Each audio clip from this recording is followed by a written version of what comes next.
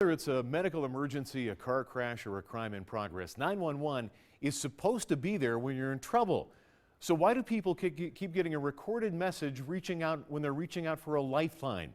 Well, tonight, for the first time, Contact 13 Chief Investigator Darcy Spears asks Metro's top cop why help is sometimes on hold.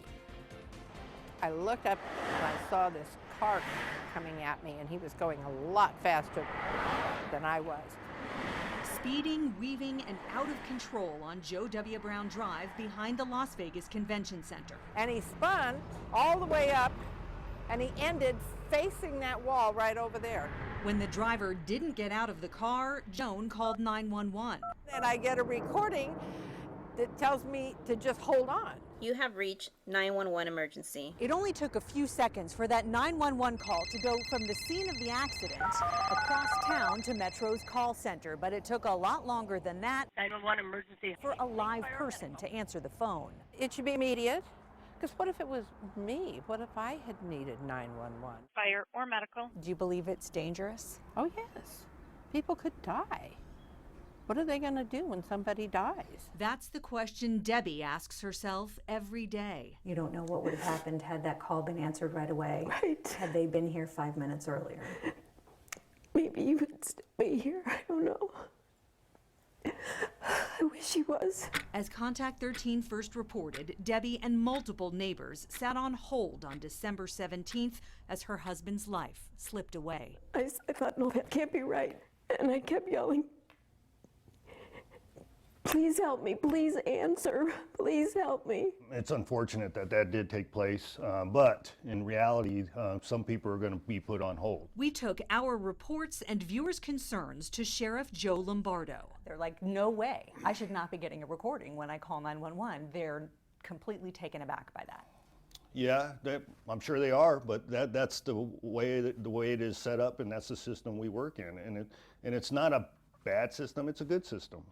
Fire medical. The national standard for 911 is to answer 90% of all calls in less than 10 seconds. In review of the documents you provided me and my own review of my own organization, we were not meeting that standard for a period of time. That period of time, he says, included the December day when Debbie's husband died. Joan Green's 911 call was in March. It took 1 minute and 20 seconds for a live person to come on the line. Which is about 6 times the national average of 10 seconds. And that's a legitimate concern, but did we already receive that call? Nope. Metro's own research confirms Jones was the first of just 2 calls on that DUI crash.